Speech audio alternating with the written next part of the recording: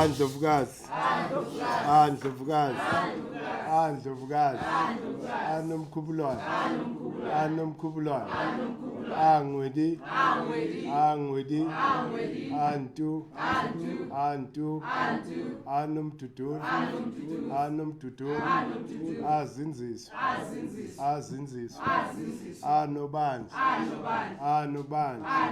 Avusa amazulu. Avusa amazulu. Ayimotep. Ayimotep. Aset. Aset. Thokozani. Ngikhulume ngamabomu mengithi set, azange ngithi sathane. Maye le ngoma le abantu bangayiconfuse vele. Mesithi sathana sithi set. Ngoba uset is a necessary force. Siyamdinga uset. Nguset nami. Ingxenye yami. Uset. And the funniest thing, ekhaya leBergville, isimboli yasekhaya, yasebukhosini, impunzi. Yona leka said bengazi.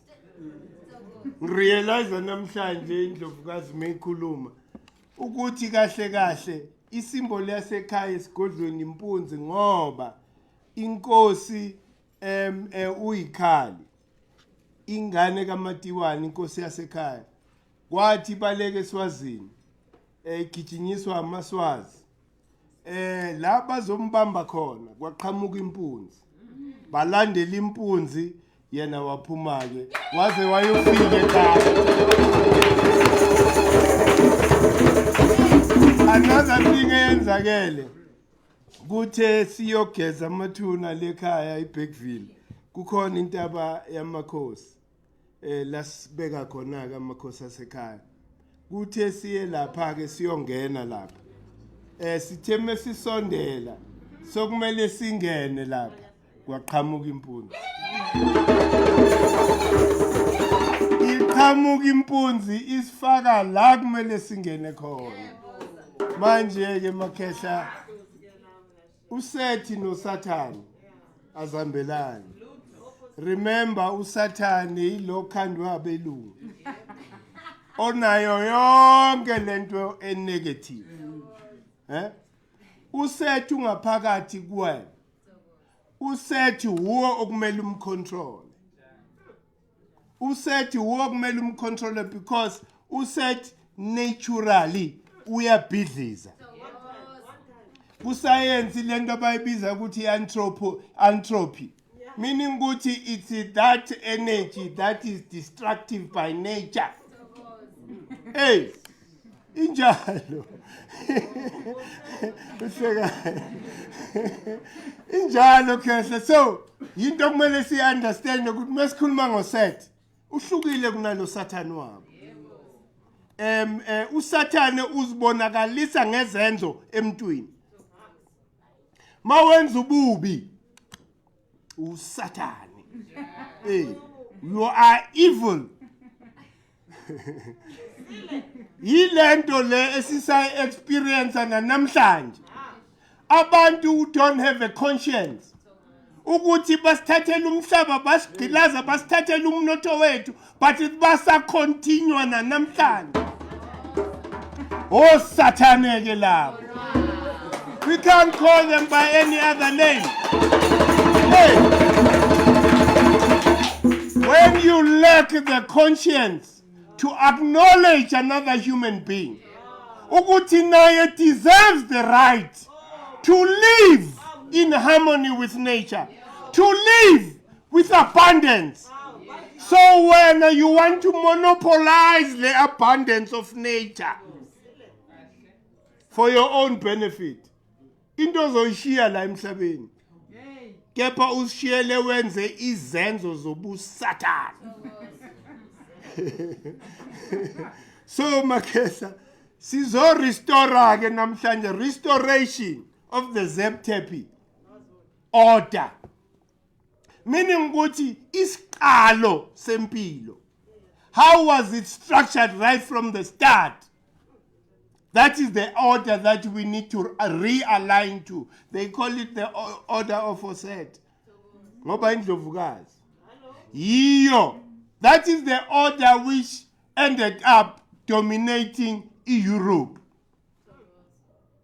Upope labakutshela ukuthi uguqela the Black Madonna, uOset, the Pope.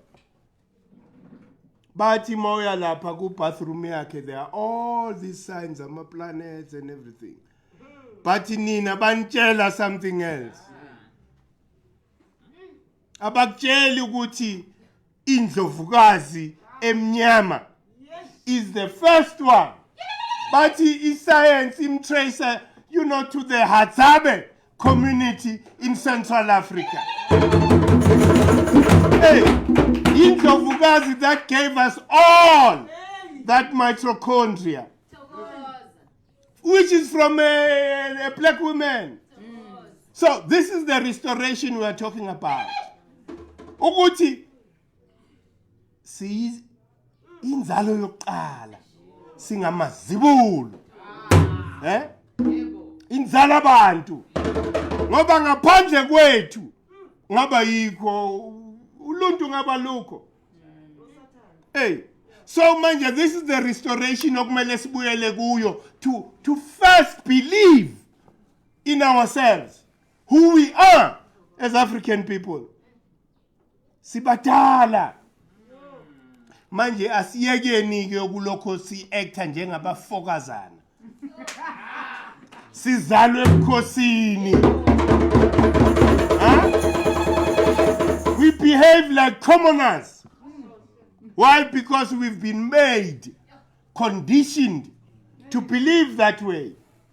But in nature, ilokia negator all the time. Njengalento le engintshela ngayo yasekhaya. Even nasekhaya, they not even aware the importance of impunzi. Abayazi. But into yenzakala in nature, yenzakala nje naturally. So in nature always protects us from evilness. They could have finished us a long time ago. But now, umoya uyala. Inzalo yokuqala le. You destroy an African person, then ubulale ubuntu emhlabeni wonke. Because science today says all other races ziyaphela. That is why there's so much panic. Ukuthi badile nathi.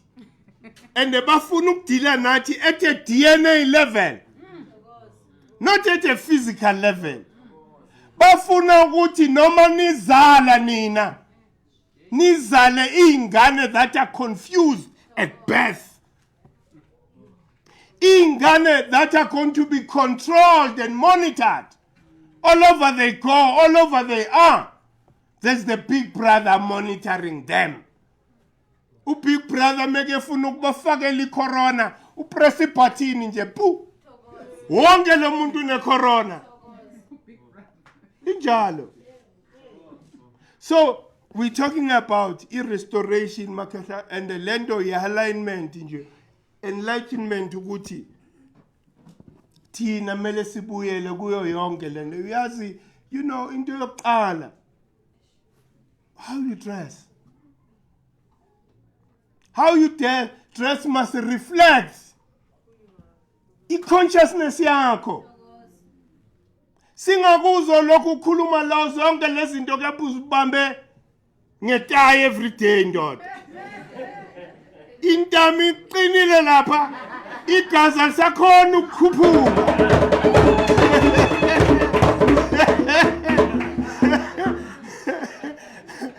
So African culture must be the culture of choice. Because you were the first one to create iqathulo. You were the first one to wear silk and linen. Hey, this is who you are as an African person. Civilization ilethwe huwe. Abantu bebengakhoni nokugeza. Abahlanganisela lapha Singathi sihlanganisa yini umdlandlovu. Umdlandlovu angithi unegwebunyana. Ubafakele emanzini uthi egezani nina. Niyanuka.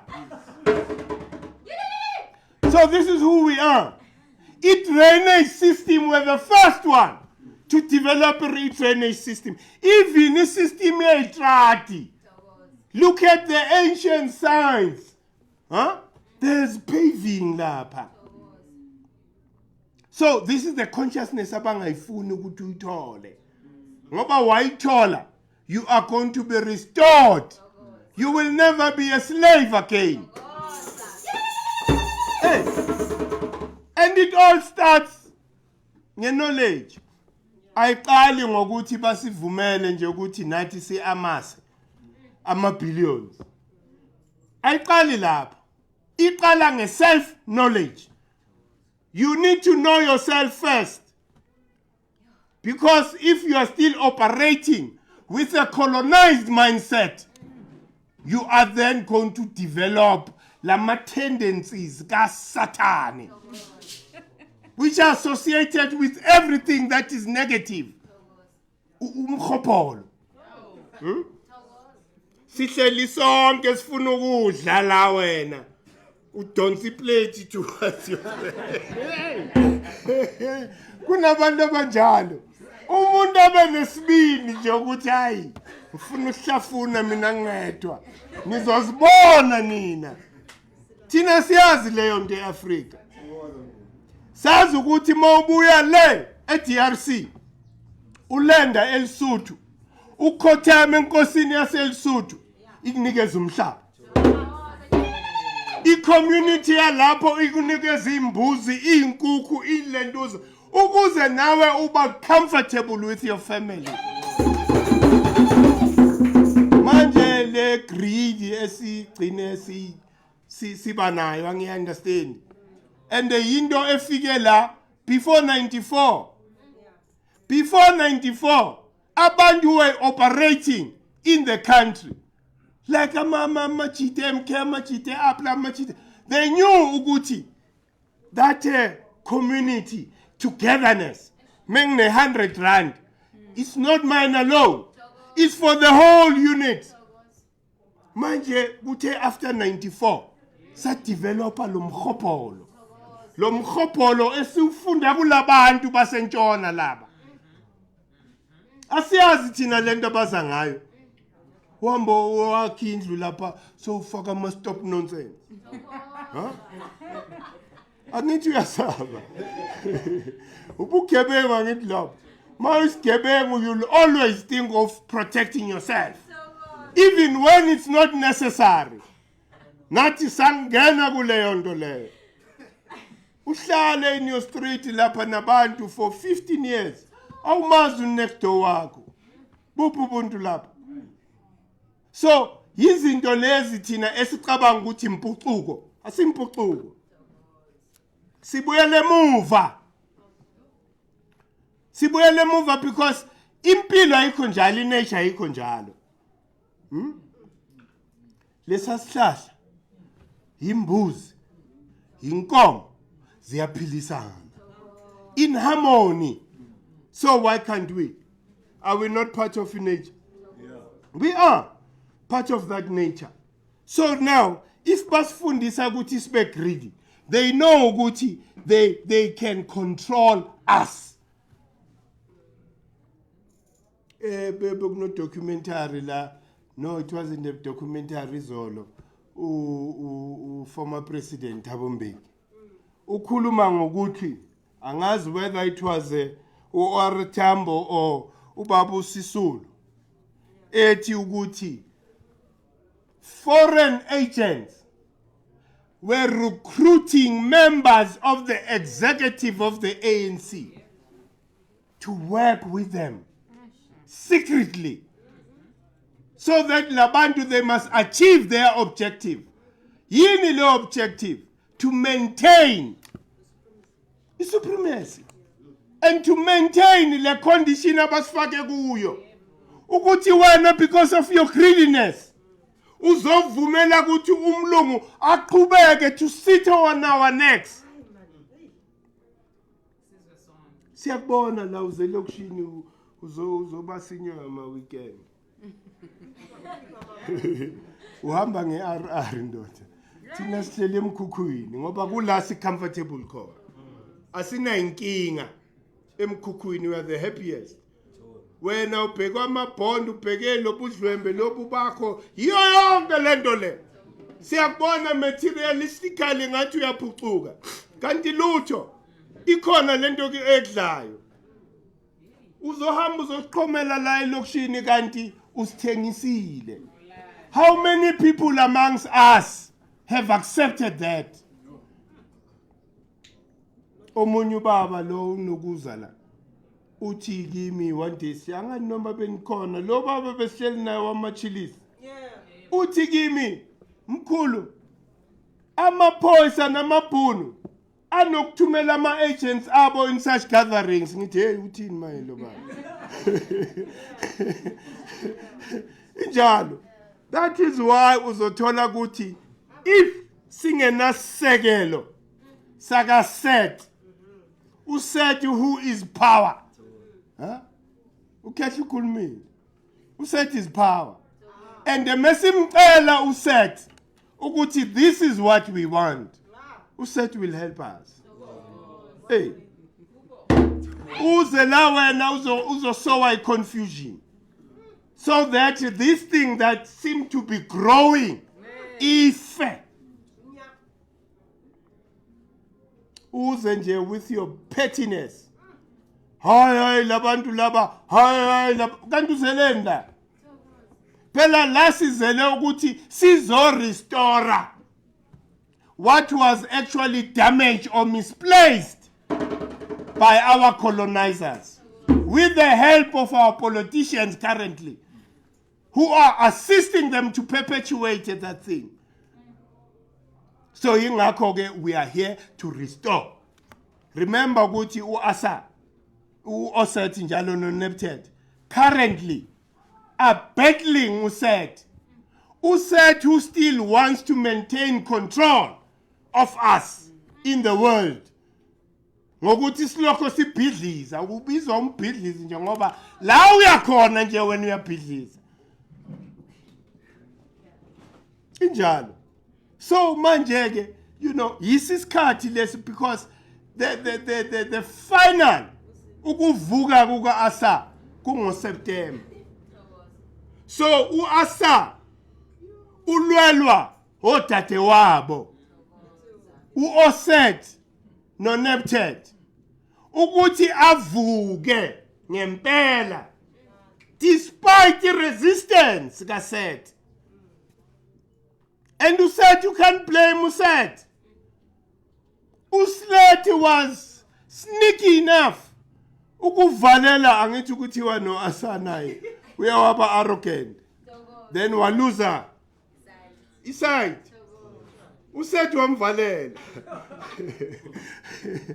The tricky said wamvalela wathi endoda nakho ngakhe ibhokisi la ucheck ukuthi linjani now uyangena na ba umvalela. So manje ke story, it's a metaphor, these are stories but they are a teaching to us ukuthi nawe okhanyiselwe you must always to be vigilant. Ungalahli bese kuba arrogant nawe. Ngoba the minute you are arrogant because of the knowledge that you possess, uSet uzodila nawe. You are going to lose your sight. Ngoba wena socabanga ukuthi uyialpha and omega. Abantu mele bakhothamele. Hayi, ayifuneki leyo nto leyo. Wena as a person who've got knowledge, ukukhumbuza abantu into abayaziyo. You are not bringing anything new ebantwini. Uyabakhumbuza, you are stimulating because it's within their DNA, the knowledge.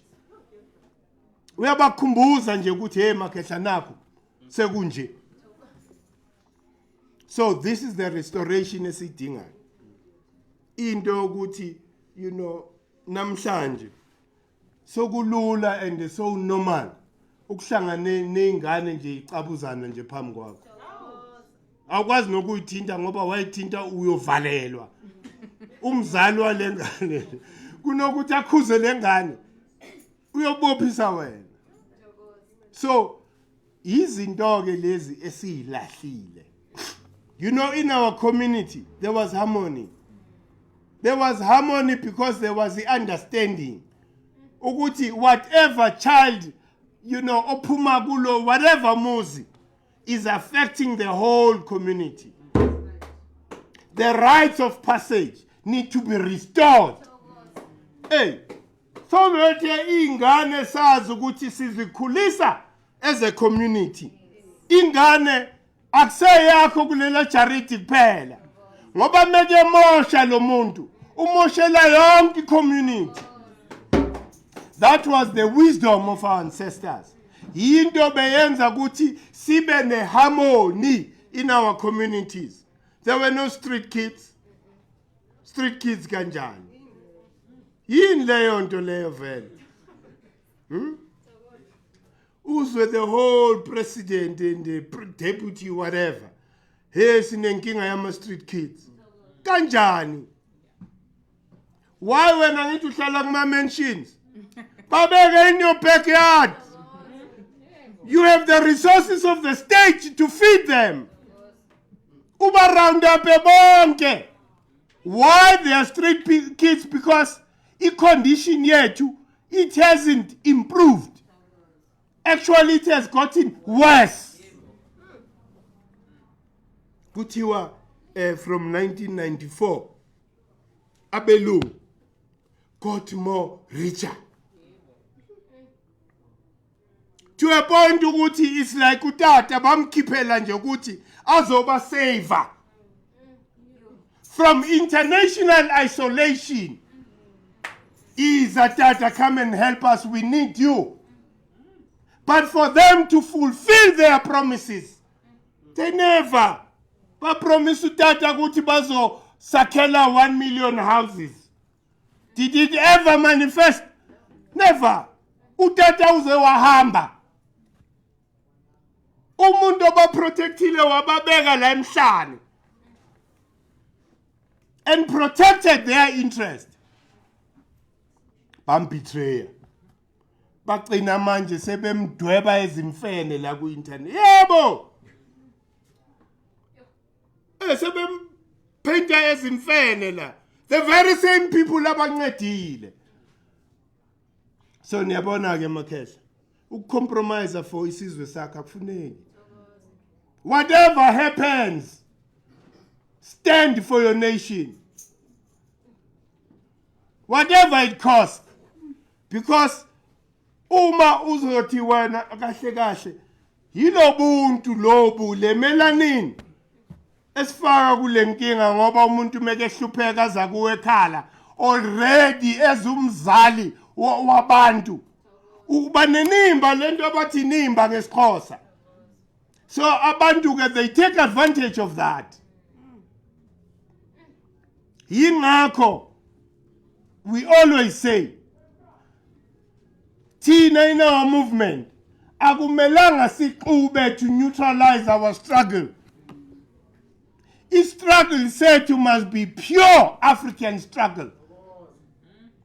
So hlangana nazo lezi ezinye izizwe sesi-right nathi ourselves. After sesizazi. How ukuthi uzosifoster into a rainbow nation into engekho? Yini lo rainbow nation? Huh? Ungifaka u-rainbow nation table mina ukuthi ngisaqhuka ndoda. Huh? I'm not ready to be there. You are supposed to focus on me. Help me to reach the level of the same people engihlala nabo around. Ungangifaki lapha ngihambe ngiyophaphata ezweni lokhokho bami. Ngiyophaphata ebantwini abangihlukumeza bathatha yonke into kimi. Uyongiforsa ukuthi ngiyongena lapha. Ngifunani lapha mina? Ngoba mele ngihlange mina, I need to remember all. You know, that was lost. Ngihlanganise kuqala. Ngibe ne foundation as strong and right as an African person kuqala. Uyongihlanganisa namaJuda namaNdiya lapha nabelungu abantu culturally, socially, economically. They're strong. Yingakho ke le movement esikuyo ukulungisa umuntu omnyama cha. Laba abanye abantu esinabo in our country, they are sorted. Restoration needs to happen. Emntwini omnyama. You can't then compromise that. Why? Because of lo muntu lethi imali. Bangena kanjani? Oh, nindidani. For 23 nindidani. Oh, thina sonikeza million. But isicela nje lo akumvale kancane. Ukhuluma kakhulu. Ungasambeki lapha ku platform. Naloya wenza umsindo osenza uncomfortable. Your whole struggle is neutralized. You're finished. Hey, thanda imali. Kanti umoya usethe uzosilethela imali. As long as lokho simphahla usethe. Hey, izulu nomhlaba zizovumelana one of these days. Yenzakale lento. Hey, thina as long as sisaphahla makhehla, as long as sisafuna, uyabona mesizifuna singabantu. It's just that there's a lot of resistance ebantwini. Uyazi kukhona lento le ukuthi yes ngifuna ukuhlukanisa. I want to separate from all this thing. But angikwazi.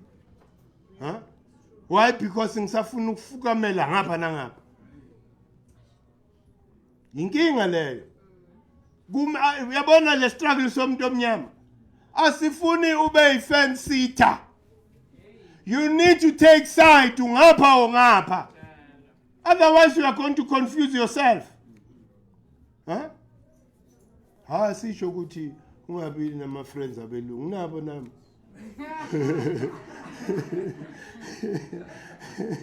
Nabo nami. Abanye abantu bakhalela lokho khona umunye la waze wasikwatela.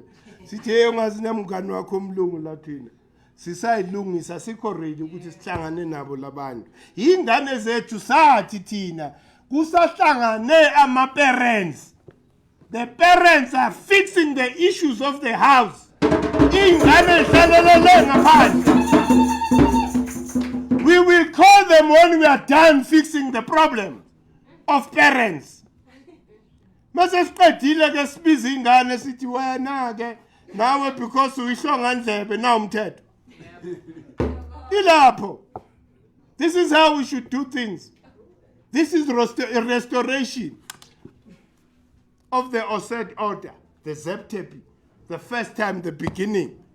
That is how izinto should be. Yes, these days, ingane mina ngikhula ngisaba ukudelela umuntu omdala. Kuthiwa hlonipha uyihlo nonyoko. Huh? Mina ngikhula naleyo mfundiso yangisabisa. Manje mengizobiza umama wami nobaba wami nje nginhlambe engaka phambi kwabantu. Ukufa lokho. Shokuthi sizidebasile. Huh? Why? Because it is phucukile. We must be looked at as global citizens. Whilst the rot, you know, is fasting la. Githina. We can't allow that. Yonke into sesivumele. We are not supposed to do that. We need to restructure our communities again. We need to restructure them again. So that sibuyele in that community spirit. Ukuthi siyabambisana. Mawunokudla ukhona ukulala wazi kwelapha opposite akunakudla. Automatically you can't inimba yakushaya. Manje ngathi uNembeza sesimcimile. Simcimile uNembeza makazi. And mesicima uNembeza kusho ukuthi asaphile. And usaid ubheke labo. Hey, but you said, we chaos. We chaos, man. We chaos where there's chaos. La kungena order khona kama art. Uset is chaos. Kanti futhi enye into, you know, akumelanga sisabe. As long as sisa aligner nalama principles, akumelanga sisabe lutho. So i-reconstruction mesikhuluma nge-calendar, we are talking about that restoration as well. Because i-calendar takes us back to nature, where we ought to be. Hayi la si vulnerable khona. They come and tell you all sorts of philosophies. Confuse nje khanda. Bakutshele ukuthi there are bangaka ama elements in the periodic table. Hey, imagine. Confuse le sho ukuthi mawukhula nje wena so confused. Yini lezi zinto engaka?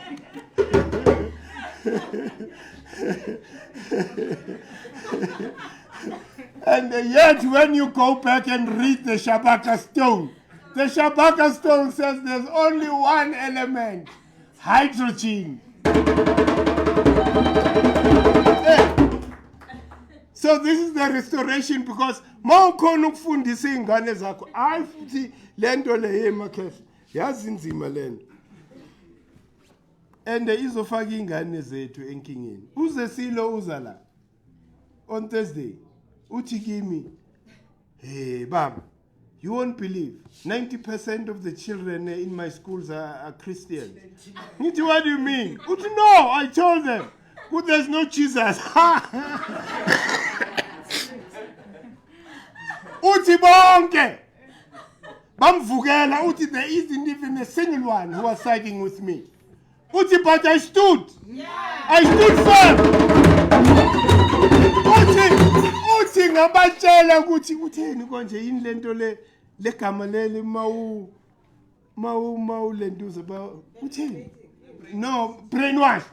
He used that word. But I told them, Guti, you guys are brainwashed.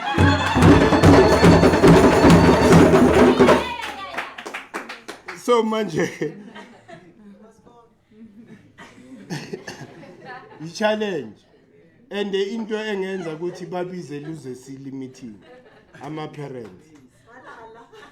Ngoba baze uze silubatshela ngelanga. Uthi ngibatshele ngelanga. Ukuthi without the sun there's no life on earth.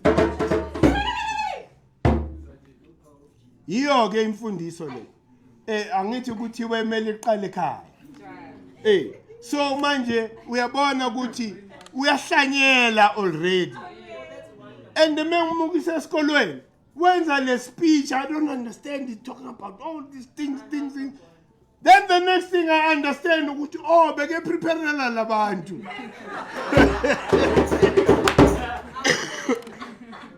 He was preparing his speech. Wevuka nje kuseni ngiyamuzwa ubhizi.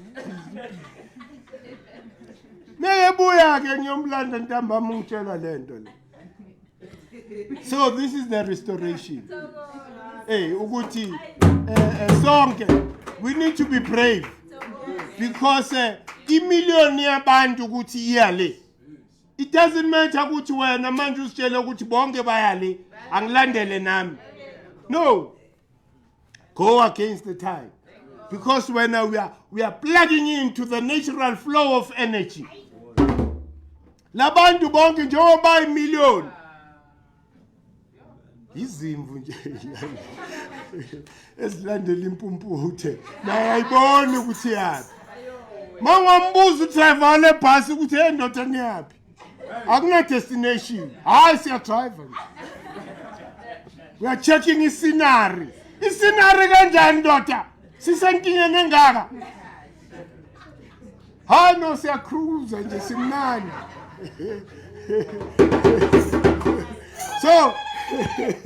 So isikhathi ke sokucruise amakhehla asisekho.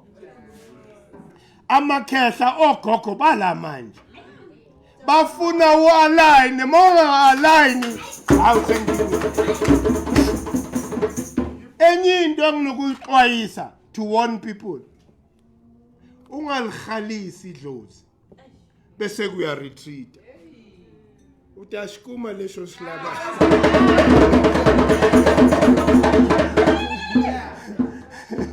no uzoyithola vele lento oyifunayo ngoba idlozi selijabulile ukuthi finally I'm able to fully express wena ubamba ibreak ubamba amatomu senkingeni cash usenkingeni sizozwa ngawe uthi hayi nakho usengiyaloya so ugijima inyanga kanti nix ukhalisele idlozi wabamba amatomu wena usenkingeni ayenziwa ke lento if uzazi ukuthi ubuthakathaka baleka mawusibona run away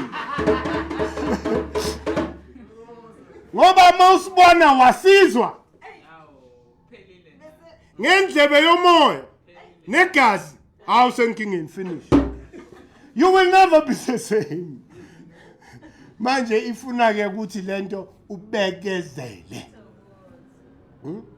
you must be patient with yourself first yazi uzibekezele wena ukuthi nakho isimo engikuso kepha i-transition it has to happen yingakho ngithi it doesn't matter ukuthi labantu bakhahlela kangakanani manje basiqova kangakanani basinyathela kangakanani but it has reached an end it has reached an end umbuso wabo it's almost over mina I know ukuthi before ngitaka ingane la owamakhehla la mele ba own amafethi la that is my only wish that's my only wish ukuthi ni own amafethi la nihlala khona niyeke ukuya edropeni ufunani edropeni ngoba i-growth lapha it has reached its limit the virgin territories amalokishi if you haven't understood that you understand leyo nto kwamanje all technologies must be tested in these areas so yingakho mele singene siyibambe kusemanje kungaze kungene sebengenile amaPakistan they're here and there's no point ukuthi silwe nabo ukuthi sikhulumisane because yithi esabanikeza le pass kuthe i-government because of the lack of this transformation esikhuluma ngayo i-government makufakwa ama-shopping mall they never had a strategy ukuthi lo muntu o-owner ispaza ne-corner shop how are they going to be affected by these malls bawufaka lama malls azange bababize labantu I remember ngikhuluma nosoli Maponya for Maponya ngithi Joe you need to make sure ukuthi whoever owns lapha udaki is there and uzame ukubamba i-government so that the government must be there with the fund how does the new government allow ukuthi all the township economy is owned by foreigners people who don't live in the township you know that but how do you allow it now sibhekene ngokuthi khona ubaba la elentuza la phezulu owaqala ilentuza the first in the downgraded checkers in you save downgraded I mean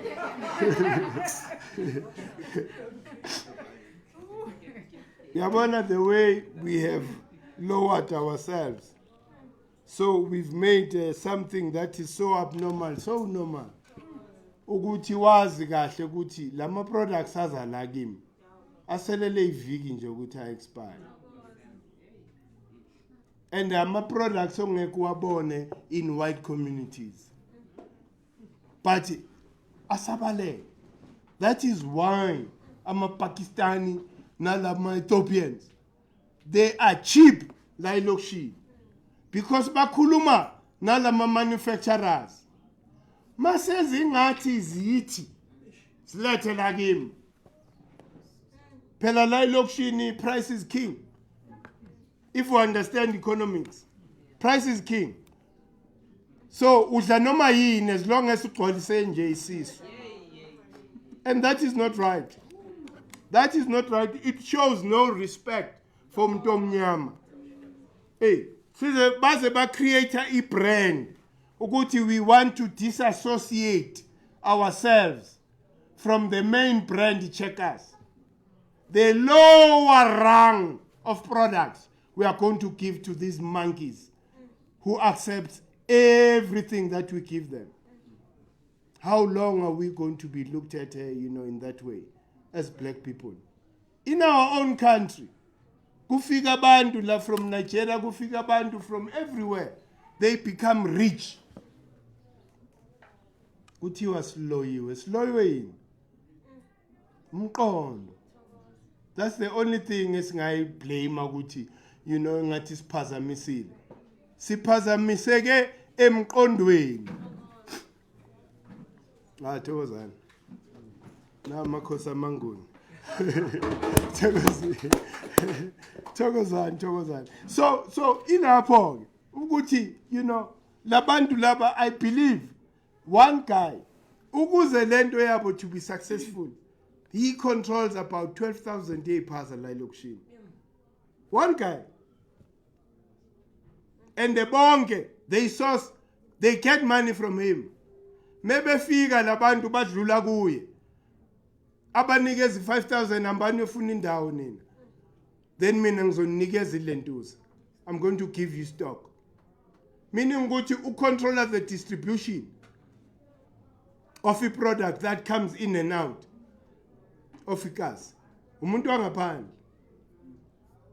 He's an African from Ethiopia. 12,000 spazas. That's power. So why get in a single develop such thing? Kunini yaqala futhi lento. Asina something man. Ngoba meyiqala initiative enjengaleyo. Kuqubuka nje ijealous nomona nje ibhidlika into. Why? Because asika we have been purified. Sisaqhutshwa igreed. Lento bengisho umuntu angabi namahloni ukuthi na amaqatha la ay7 nabantu bay7 athathe 3 athi ngizozibona nina ukuthi ngizodla le 3 mina and akekho umuntu ozongitshela suka lapha beka ijungle phezu kwetafula injalo. That's how they operate. There are so many business structures la elintuza elokishini. Kunabo Soweto business yini, business forum or council azisebenzi because of umqondo womuntu omnyama. Yikho ngasho ngathi before singena kuma economic programs we need to decolonize the mind.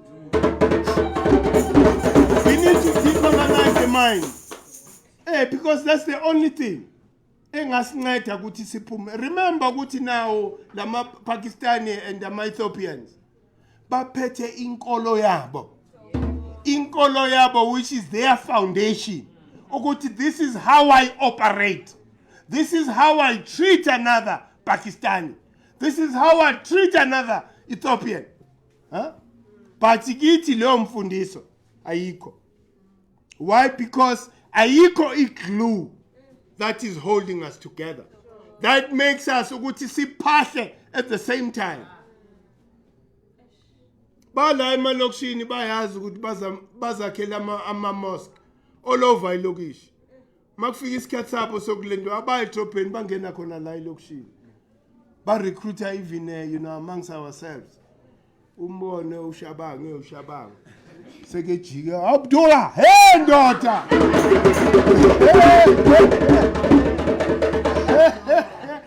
Abdullah, salam, whatever, busy. Hey, ushinjani nwe?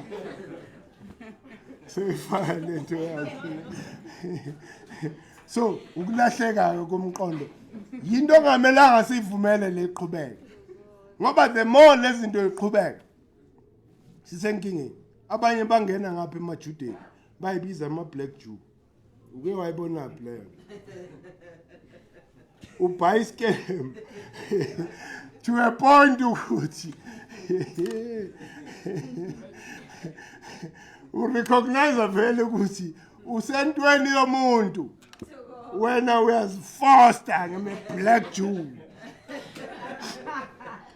i-DNA yakho ibiza Amunhotep wena so uzifoster ngapha angithi awuzazi ukuthi wena uzalwa inkosi enkulu kabi Amunhotep umuntu owenza imanga the magician injalo makhehla so i-restoration of that ZEP the beginning makukhulunywa ayikho enye nation that can claim that time the first time no other nation in the world that they can claim they have experienced that but us. So ubukhulu nobubanzi ke beAfrika yinto mina engizama ukuthi siqhuguzele ebantwini because ngaphandle kwale unity we need black unity asali ukuthi futhi lento ukuthi bathi singama we are not racist sizama ukulungisa lento ehlula ama politicians yinto bokumele yenzakale 94 le to bring black people together lento abayenza bo makwethu abotata bonke le all these political parties it wasn't supposed to happen bokumele si unite in 94 and create a collective bargaining house so that because we are all affected the same uyinkatha whatever we are all affected the same by the apartheid government. So why sihlukana? Right at the end, siyayilahla ibhola phansi. Yazi bakuphasele jo. Sele nje ukuthi uscore. Hayi wena uthi hey pass. Hey pass. Bathi. Hey pass. Ngiyakubona uncomfortable ngalento esiyenzayo. Kepha to make you comfortable, I will leave the land and the economy in your hands. And the land ukhulunywa as if it's such a casual thing. We had to do that because amabhunu were uncomfortable. Vele bokumele babe uncomfortable. We had to offer them the sunset clause. They offered amabhunu athi no. Niloko ni khuluma ngokuthi forgiveness. Thina zange sinicele ukuthi nisixolele. Amabhunu asho njalo today. Arrogantly so. We never asked you to forgive us. Nizenzela lento yenu umbhedo wenu. Umbhedo vele. Ungazo forgive umuntu okumesaphe kangaka. Yingakho sithi some of our people maybe we emajele they were zombies. Because you can't allow lendo because when ufuna reconciliation kwaziwe ukuthi wena you are a bringer of two opposing forces. Uyenza leyo nto at the detriment of your own people. Uyenza kanjani leyo nto leyo? Ufune udumo ngaleyo ndlela. Wazi kahle ukuthi the damage you are making will affect generations to come. Compromises and sacrifices that we had to make. Sitila nazo lezinto lezi today. Ama decisions that were deferred. Kwathiwa no, a future generation izosibona. Thina sikhathele. Sikhathele ijele, sikhathele ukuhlala emahlathini.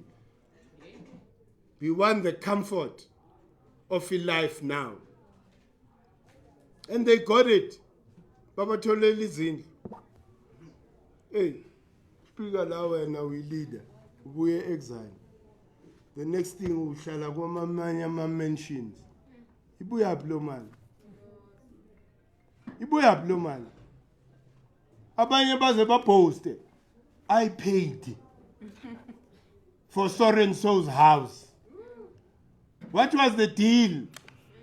That's the question. Hey, so Manjege, you know, when we restore things, we want to get rid of such energies amongst us. You must never compromise to a point, Uguti. Your self-benefit will affect generations to come. Hey.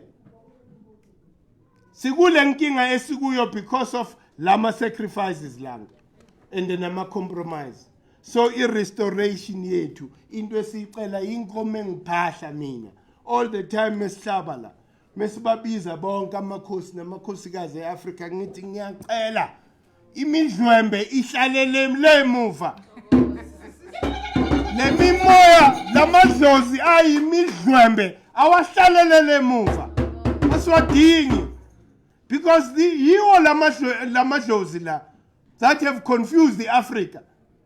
Abantu abangena, you don't have the power. Awuna heru. You haven't developed to heru. Huh? You haven't ascended to the fourth degree. Where you value more things of the spirit.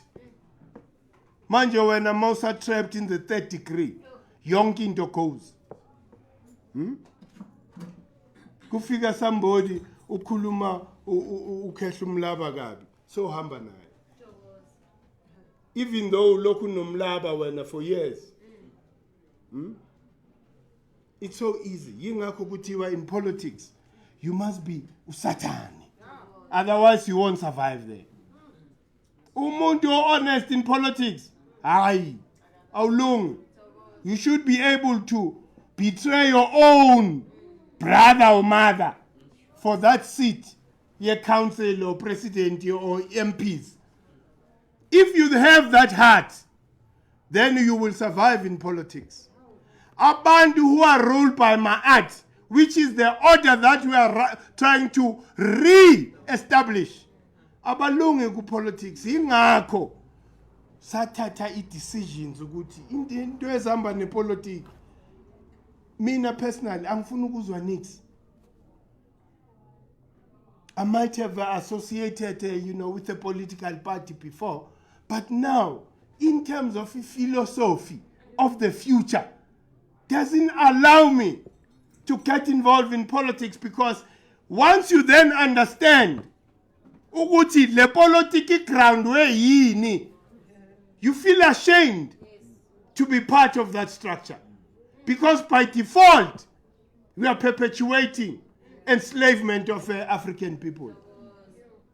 Hey, I know mina ngibambi position eso ku government. Uhlonitshwa abantu la. But mase ubhekisisa lento yenzayo yini. Umbuso wabelungu nale government, it won't fall without the support of some of us. That is how Africa fell. Labantu, when they came to colonize us, they had to get some of us to be their friends. Otherwise, bebengeke balunge. Yingakho sithi, ukuvuka kwethu, akuvuke nalo moya ka Oset. The original spirit sendlovukazi. Sazi ukuthi sihamba nendlovukazi right through. Lento siloko sitshela nje ukuthi thina yithi.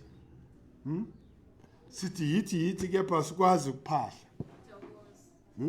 Asikhona nokudefend our land. Instead of defending our land, we're taking ourselves to the sea to go and fight for a white person in Europe. That is what has happened. La lemkhumbu emendi lo. Bebefunani labantu kule mkhumbu. Because they offered themselves. I'm going to fight for the queen.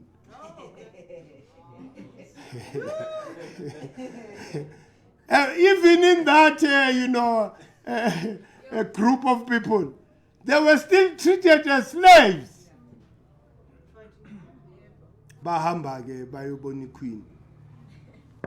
Bathi nabo Tiosoka, the intellectuals, the ANC before, about Tiosoka, lamatime alangu uyabazi. They went, ukuze kuqale liza lisidinga. That song, liza lisidinga wara ithini? Liza lisidinga lakho. Yebo. Babuya le. Ukuyoncenga iqueen ukuthi queen yehlisa incindezelo yakho on our necks. Kunokuthi bafaka imbambayi kule queen le bayomncenga. Ncengani? Umuntu egqilaza la. It means already like and we had normalized the colonization. You had already accepted ukuthi this is the norm. The only thing that I want to be a jockey of the very same horse, Yabelung.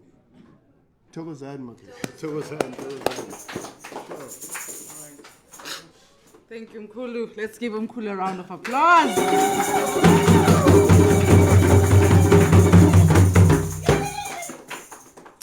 The topic, as we said today, it is restoration of the ZEP TEPI order.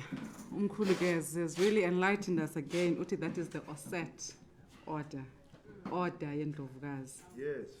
And again, as I was sitting here, I said, we are living really in the most powerful times. Because when you come to Scotland, you know how important